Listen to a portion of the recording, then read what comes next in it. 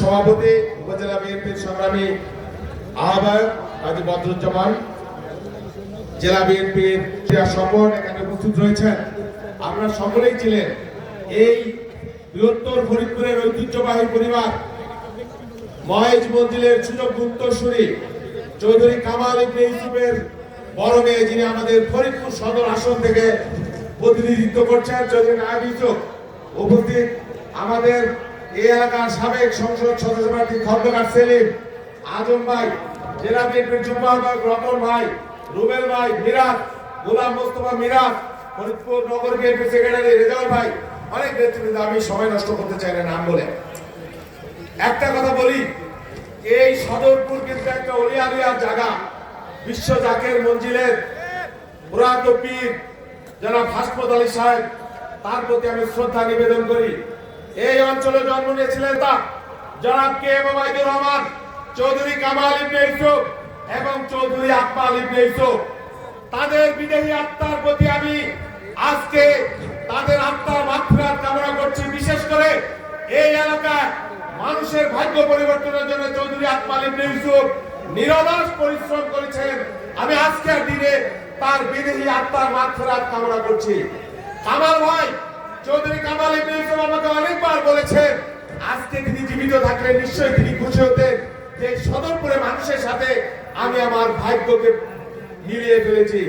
আমার পার্টি প্রধান, আমার নেতা তারেক রহমান বলেছেন যে এই এলাকার নেতৃত্ব শূন্য, তোমার বাড়ি হয়ে একটি এলাকায় আমি তোমাকে এলাকায় কাজ করতে বললাম। তোমার আগামী ভবিষ্যৎ আমি দোয়া করছি, তুমি এলাকার মানুষকে নিয়ে তাদের পাশে থাকো, তাদের জন্য কাজ করো। আমি শুধু বলি, আমি কোন মহামানব না, আমি একজন সাধারণ মানুষ, আমি রাজনীতির কর্মী। আমি 20 ঘন্টা রাজনীতি করি। সকাল শুরু হয় আমার মানুষকে নিয়ে, আর গভীর রাত শেষ হয় আমার রাজনীতি নিয়ে। 38 বছর আজ রাজনীতি করে, বিগত 17 বছর এই শেখ হাসিনা ওয়াজেদের বিরুদ্ধে চোখে চোখ রেখে কথা বলেছি। 128টি হামলার শিকার হয়েছি, বারবার কারাগারে গিয়েছে। উড়ে এসে জুড়ে বসি নাই, কোন দুধের মাছি হয়ে আসি নাই। মানুষের সাথে ছিলাম, দলের সাথে ছিলাম। খালেদা জিয়ার নেতৃত্বের প্রতি আত্মবিশ্বাসী ছিলাম, তারেক রহমানের নেতৃত্বের প্রতি আত্মবিশ্বাসী ছিলাম। তাদের সিদ্ধান্তে এখানে কাজ করতে এসেছি। দলের এই দায়িত্ব আমি আমানত হিসেবে নিয়েছি। এই জন্মস্থান সদরপুর ভাঙ্গার মানুষকে আজ থেকে তাদের পাশে থাকবো বলে আজকে কমিটমেন্ট করলাম। তাদের সুখ দুঃখ, তাদের ভাগ্য পরিবর্তনের জন্য আমার জীবনের সর্বোচ্চ ত্যাগ স্বীকার করবার জন্য আমি আমার এখান থেকে কোনো কিছু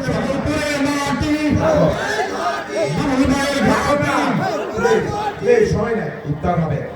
আমি শুধু একটা কথা বলবো, আপনারা আমার সাথে থাকবেন। আমি কারোর জন্য কোনো ক্ষতিকর না, আমি মানুষকে সম্মান দিতে পারি। আমার দ্বারা কেউ ক্ষতিগ্রস্ত হবেন না অন্যায় ভাবে। আপনারা সম্মান পাবেন। এখানে অন্যায়, অনিয়ম, বাড়ির ব্যবসা, দখল, থানা, চাঁদাবাজি, দখলদারিত্ব, এই রাজনীতি আমরা করি না। এই রাজনীতি আমি হতে দেব না।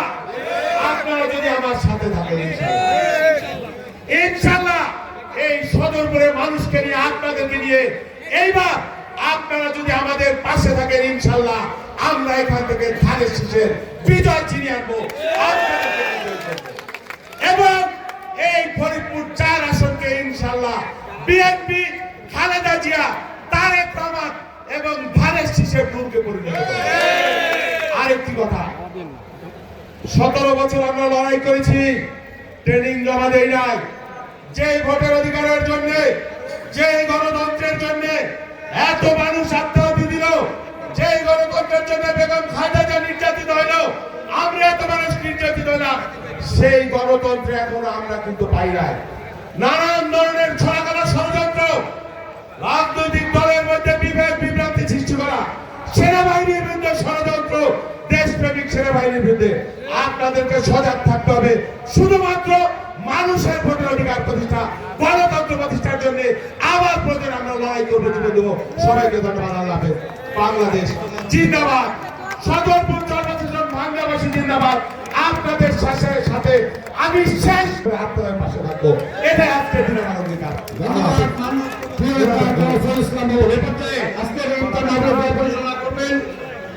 মিজানুর রহমান বিএনপি থেকে মিজানুর রহমান গিফট ঘোষণা করার জন্য দল পরিচালনা করবেন।